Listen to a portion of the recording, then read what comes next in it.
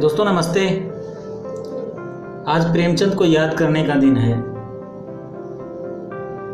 तो आज एक कविता प्रेमचंद के नाम। प्रेमचंद को पढ़ते हुए बीते वक्त का हिसाब लगाना मुश्किल है। प्रेमचंद को पढ़ते हुए बीते वक्त का हिसाब लगाना मुश्किल है। आज भी ईदगाह नजर आता है और नजर आता है हामिद। आज भी ईदगाह नजर आता है और नजर आता है हामिद। अब भी दादी के लिए चिमटा लिए। गोदान का होरी अब भी बेगार है। गोदान का होरी अब भी बेगार है। फर्क है कि संसद के बुर्ज पर तिरंगा लहरा रहा है।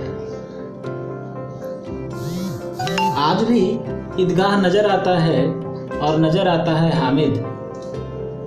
अब भी दादी के लिए चिमटा लिए। गोदान का होरी अब भी बेगार है। फर्क इतना है कि संसद के बुर्ज पर तिरंगा लहरा रहा है। वह नमक का दरोगा बंसीधर तोता बन राम राम चिल्लाता है।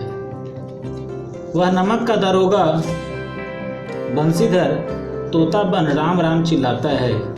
और पंडित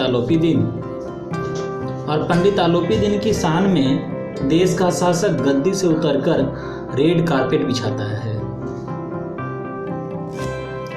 और वह सुद्रा की नायिका जो नदी में कूद गई थी अब भी जिंदा है।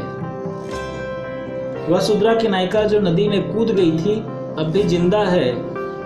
उसका पति उससे खूब पीटता है। वह रोती है, चिल्लाती है, कानून का दुहाई देती है। प्रेमचंद को पढ़ते हुए सब कुछ कहना मुश्किल है। पुस्तकों, पत्रिकाओं और अखबारों पर अब सरकार का पहरा है।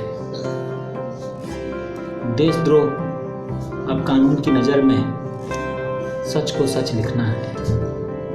प्रेमचंद को पढ़ते हुए सचमुच कुछ कहना मुश्किल है। पुस्तकों, पत्रिकाओं और अखबारों पर अब सरकार का पहरा है। देशद्रोह अब कानून की नजर में सच को सच लिखना है। सचमुच प्रेमचंद को पढ़ते हुए बहुत कुछ कहना मुश्किल है। बहुत बहुत धन्यवाद दोस्तों।